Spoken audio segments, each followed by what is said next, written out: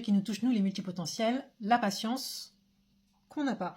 Alors, qu'on soit très clair, on avance toujours beaucoup plus vite quand il s'agit des sujets des autres, alors que pour nos projets, nos business, on a l'impression d'avancer à une vitesse d'escargot. C'est hyper frustrant. Et pour nous, multipotentiels qui sommes touche à tout, on a vraiment, vraiment du mal à l'accepter. On n'a pas le temps d'attendre, on veut avoir des résultats vite.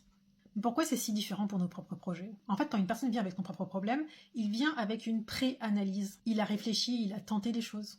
Et nous, finalement, on l'aide à synthétiser dans un cadre qu'il aura défini. Pour nos propres projets, on a l'impression de partir de zéro. On doit construire depuis le début, sans le cadre. Sauf qu'une fois que l'excitation du début est passée, on voit les obstacles s'accumuler et des activités qu'on n'a pas envie de faire arriver.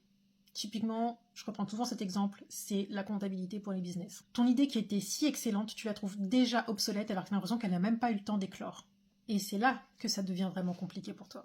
Mais vraiment, de toi à moi, je vais pas te dire de devenir patient parce que je trouve que ça c'est du bullshit normatif. Ce dont tu as vraiment besoin, c'est de nourrir les besoins primaires de ton cerveau multipotentiel, la créativité et la curiosité. Concrètement, ça veut dire que tu as besoin de nouvelles expériences constamment. Et ça, tu peux le faire de deux façons différentes. D'une part, en reconsidérant les obstacles comme des possibilités d'apprentissage, et donc tu redonnes de l'intérêt, parce que l'apprentissage apporte de la nouveauté, donc de l'intérêt.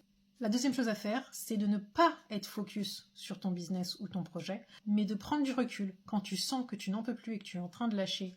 C'est de prendre de la distance vis-à-vis de ce projet ou de ce business et de faire d'autres activités qui te font plaisir, ce pourquoi tu as de l'élan. Et c'est comme ça que tu viendras retourner à ton projet initial qui, pourtant, tu le sais, est valable, va t'amener loin, peut t'amener loin et tu es bon dedans et ça te plaît. Ce n'est pas parce que ça te plaît que tu es obligé de le faire tout le temps. Ce n'est pas parce que tu as un plat préféré que tu as envie de le manger tous les jours. Plus tu crois qu'un projet doit être linéaire, plus tu te trompes. Alors nourris ton univers et ta créativité, c'est ça qui fera que ton business et tes projets aboutiront enfin. Abonne-toi pour d'autres conseils.